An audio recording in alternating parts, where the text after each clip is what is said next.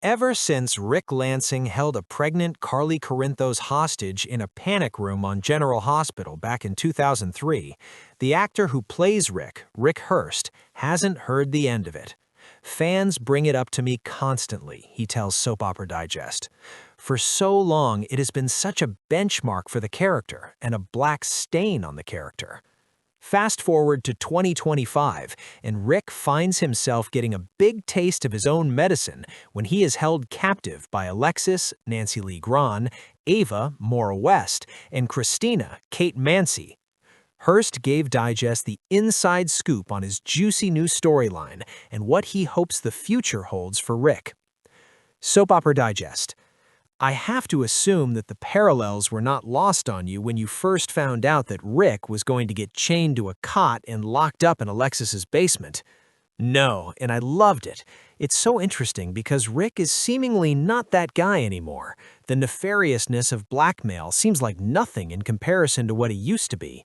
But it's like they say, the evil that men do lives after them. And here it is. It's a reverse panic room right in his face. When Frank told me about it, he goes, "Oh yeah, you get bumped in the head and you're going to be held in Alexis's basement." And I was like, "Oh, so I'm in the panic room now." It's not lost on me. I don't think it's been lost on anybody that not only am I held captive, but I'm strapped to a bed, much like Carly. I do think there are some elements of comedy in the story, a dark comedy aspect to it because the irony is so thick and because it's three different women in his life who are literally holding him captive for different reasons. I think people are going to enjoy it and that it's going to be very gratifying for many fans to see Rick get it this way. And then there will be other people that are going to look at this and go, well, wait a minute here, you're physically holding him captive because you want to get the money back? And it was really not all about the money for Rick. It was really about the revenge and the payback on Christina. But Ava doesn't care about that. It was really all about the money for her from the get-go. For Alexis, it was about protecting her daughter. On the show, this all kicked off when Ava was so infuriated by Rick siphoning off their blackmail funds that she struck him with a paperweight. What was that like to shoot? Well, when you're doing a stunt fall, you're hoping that you fall into a fairly comfortable position, because I had to lie there looking like a crash test dummy when I hit the ground. Each time it was like, "Rick, you good there?" "Yeah, I'm fine, no problem, I'm all right." But I'm like, damn, they've got to get the 60-year-old and put him on the ground? Like, this is very uncomfortable. Can I get a little pillow or something for underneath my hips? Thankfully, it wasn't an intense stunt, but I still had to do the fall. I still had to take the fall. It was just good to know that I was still capable of doing that. I loved the scenes you had with Nancy Lee Grahn when Rick woke up to the sight of Alexis in the basement and came to realize that she was not there to rescue him. Ah, those were a lot of fun. At first, it was the anticipation of, "She found me, please get me out of here." I was so heightened, right? And meanwhile, Nancy is completely calm. Rick is like, "Why are you so chill about this? You've got to get me out of here. Ava could come back and kill me. Who knows what's going to happen?" So even though it was heightened, we played it with a slightly comedic edge to the whole thing. Like I found my voice cracking when Rick comes to find out that she's not there to rescue me, and I say, "Are you going to kill me?" They kept it, and I went, "Oh, that's going to be funny. That's going to be hysterical." It really does go from this terrifying moment where the camera comes up on Rick and he's tied up, or excuse me, duct taped to this cot, and he's got a ball gag in his mouth, and he realizes where he is. I wanted that to be terrifying. And then Nancy comes in, and that's when you see Rick really become resigned to the fact that this is where I am, and I'm going to have to deal with it. Nancy and I actually were hoping that there would be future scenes with me playing blackjack with her. Like she's dealing all the cards, but I'd have the ball gag in my mouth, and she'd be like, "Do you want another card?" And I'd only be able to shake my head. I think that would have been hysterical, but I think they didn't want to take away from the severity of the situation. It really is quite the pickle that all the characters in this story have found themselves in. They all have dirt on each other. Yeah, and when Christina comes down there, she's just relishing the fact that I'm tied up, and Rick wants to get out of those bonds because he wants to come at her because she's so cavalier about the whole incident. Rick is like, "I want it to come out that you tried to kill me and you need to pay for that, but I can't do that." So that part puts Rick in a place of feeling powerless but full of rage. But what's the saying? The enemy of my enemy is my friend. And in this case, they all have to work together to get what they all want. And if there was a common denominator that they need removed from the situation, it would be me. I think that's brilliant from a character standpoint, but I do hope that this continues to live if and when I get released, that every time we run into each other, each one of us, this is the secret that we all hold. I have an acting teacher say to me years ago, you should always carry a secret in your pocket, no matter what it is, and don't tell the other person what it is. But in this case, we would all know what that secret is, which gives such amazing tension to the room, even if we're all just at a barbecue together. It really is so rich. And how would Rick be able to get back at each one of them and protect himself at the same time? Everybody being able to get those little digs at one another is just beautiful. It's just rife with the possibilities of a revenge tour, of revenge against each other. I hope I get that opportunity. When the doors burst open, there stood Rick Lansing, calm as ever, his suit immaculate, his eyes cold with calculation. Across from him, trembling but defiant, was his hostage, though the word hardly fit the situation. Because this wasn't a kidnapping, it was something far twisted. "It's a reverse panic room," Rick announced, locking the heavy steel doors from the inside.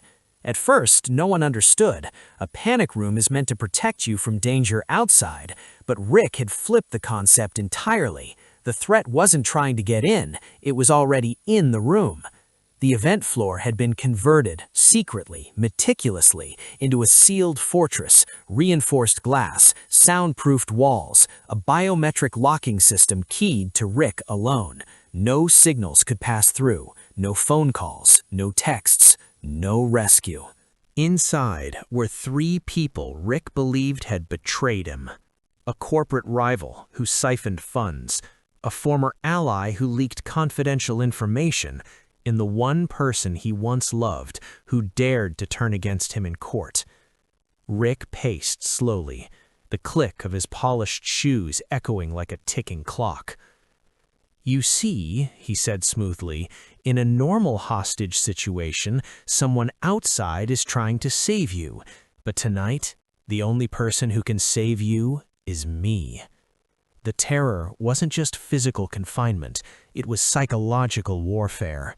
He had dossiers laid out on the marble table, every secret affair, every financial irregularity, every whispered betrayal documented in chilling detail. Screens on the walls flickered to life, playing surveillance footage the captives didn't even know existed. You built your safety nets, your alliances, your backup plans, but I removed the exits. Outside, Port Charles buzzed unaware, until the building's security system tripped a silent anomaly alert. The MetroCord manager tried calling upstairs. No answer. Then came the real panic. Inside the room, oxygen levels began dropping, just slightly, not enough to kill, enough to induce fear. Rick wasn't looking for blood, he wanted confession. "Tell me who orchestrated it," he demanded, stopping inches from his former lover. His voice softened, almost heartbreakingly so. "Tell me the truth, and I'll open the doors." She stared back, tears threatening, but strength unbroken. "You've already lost, Rick. The moment you locked that door, you proved you're afraid." The words hit harder than any accusation.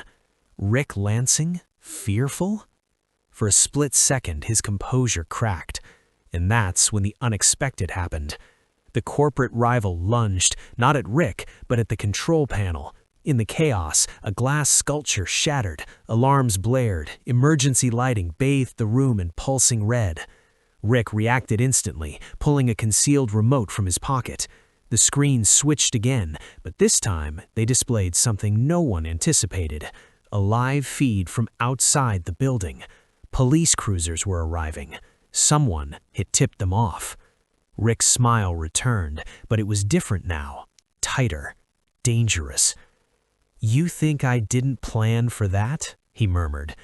The reverse panic room wasn't just locked from the inside, it was rigged with a delay system. Any attempt to breach it from outside would trigger a full lockdown protocol. The walls would seal tighter, the air system would recycle slower, it would become nearly impenetrable, a fortress designed to trap both prey and predator. As flashing blue lights reflected against the reinforced windows, tension exploded inside. The former ally finally broke. "It wasn't just us," he shouted. "You were going to be removed, pushed out completely. There were investors, powerful ones. You were a liability." Silence swallowed the confession. Rick absorbed it, eyes narrowing. So it was bigger. Bigger than betrayal, bigger than revenge. For the first time that night, uncertainty crept into his calculations. Because if powerful investors were involved, then this wasn't just a personal vendetta, it was a takeover. And suddenly, Rick wasn't the only strategist in the game. Outside, tactical units prepared to breach. Inside, the oxygen dipped another notch. Sweat beaded, hearts pounded. Rick walked slowly back to the center of the room, holding the remote like a king gripping his scepter. "You forced my hand," he said quietly. "All of you." But then, another unexpected twist. The biometric panel beeped. Access attempt detected. Unauthorized, but successful. Rick's face drained of color. Only one other person had partial access to the system design, and she had vanished weeks ago. The doors began to unlock with a heavy mechanical groan. Rick spun toward the entrance just as it creaked open, revealing a silhouette against the flashing police lights. A woman stepped inside, calm, composed. "You always did love control, but you forgot something." Rick's voice dropped to a whisper. "You." She met his gaze without fear. "You built a reverse panic room, but you trapped yourself in it." Sirens screamed louder as officers flooded the corridor. The captives stumbled toward freedom, gasping fresh air. Rick didn't move. For the first time, he wasn't orchestrating the chaos, he was standing in the center of it. The mastermind of a psychological prison, now exposed in his own creation. As police rushed in and cuffed his wrists, Rick's expression shifted, not to defeat, but to calculation. Because in Port Charles, no fall is ever final.